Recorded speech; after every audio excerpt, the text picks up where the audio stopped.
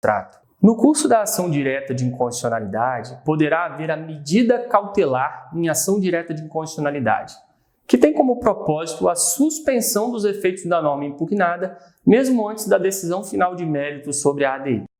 Vamos exemplificar. Suponha que um dos legitimados tenha ajuizado uma ADI, requerendo a declaração de inconstitucionalidade da norma A, e esse legitimado requer a concessão de medida cautelar em face da norma A. Ainda nas fases iniciais dessa ação, essa medida cautelar poderá ou não ser concedida pelo STF. Se for concedida, os efeitos da norma A serão temporariamente suspensos, ou seja, a norma A deixará temporariamente de ter validade até que o STF consiga definitivamente decidir se a norma A é ou não inconstitucional. A medida cautelar em ADI, assim como nas demais ações de controle abstrato, tem uma natureza que se aproxima à tutela provisória de urgência existente no direito processual civil, e é uma forma de ser obtida a antecipação provisória da tutela jurisdicional. No âmbito do controle abstrato, a Constituição estabelece que compete ao Supremo Tribunal Federal processar e julgar originariamente o pedido de medida cautelar das ações diretas de inconstitucionalidade. Apesar de a Constituição prever a medida cautelar apenas para a ADI, a legislação prevê ainda a medida cautelar para a ação declaratória de constitucionalidade e também para a arguição de descumprimento de preceito fundamental. Mas atenção, a medida cautelar é uma forma de se obter a antecipação provisória da tutela jurisdicional. Então, em cada um dos tipos de ações de controle abstrato, a medida cautelar será uma forma de se obter a antecipação provisória daquilo que se pretende ao final. Por exemplo, na ADI, o pedido é para declarar a inconstitucionalidade da norma. Então, a medida cautelar em ADI serve para suspender os efeitos dessa norma antes mesmo da decisão final de mérito do STF. Na ADC, o pedido é para declarar a constitucionalidade da norma.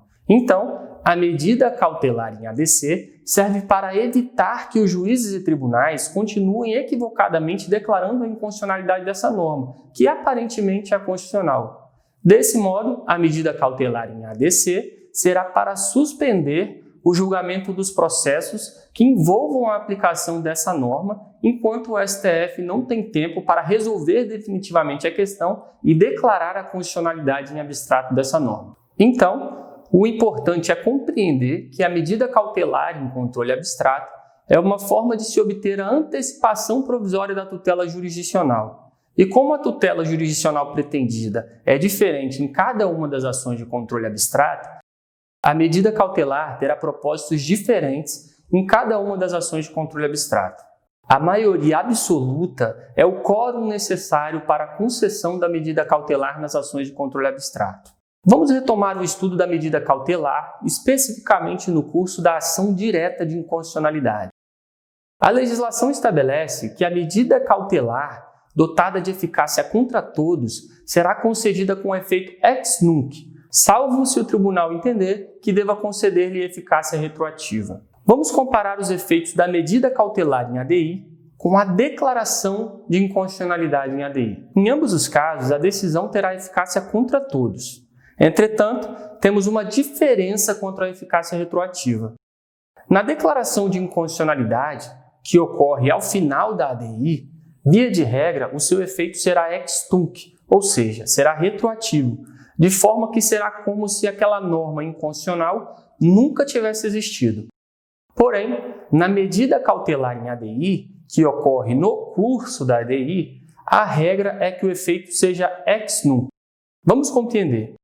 A decisão que concede a medida cautelar em ADI é uma decisão que é proferida a partir de um juízo de cognição sumária, ou seja, um juízo muito superficial. É diferente do juízo de cognição exauriente, ou seja, do juízo mais profundo de certeza, que ocorrerá na decisão final do processo.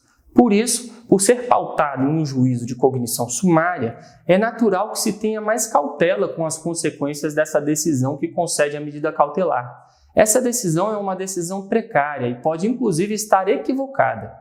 Por isso, na medida cautelar em ADI, a regra é que sua eficácia será ex nunc, ou seja, será como se aquela norma aparentemente inconstitucional deixe de existir a partir dali para frente, ou seja, a partir da concessão da medida cautelar. Entretanto, o tribunal pode analisar a hipótese e decidir que aquela medida cautelar em especial precisa ter efeito ex tunc. A legislação estabelece ainda que a concessão da medida cautelar torna aplicável a legislação anterior a caso existente, salvo expressa manifestação em sentido contrário. Trata-se do efeito repristinatório, que seria a retomada da norma revogada em razão da suspensão dos efeitos da norma revogadora. Vamos exemplificar. Suponha que exista uma norma A. Ocorre que surge uma norma B e essa norma B revoga a norma A. Porém, uma ADI é ajuizada contra a norma B e é deferida uma medida cautelar em face dessa norma B. Dessa forma, serão temporariamente suspensos os efeitos da norma B, ou seja, será suspensa a revogação da norma A pela norma B e, como consequência, a norma A será retomada.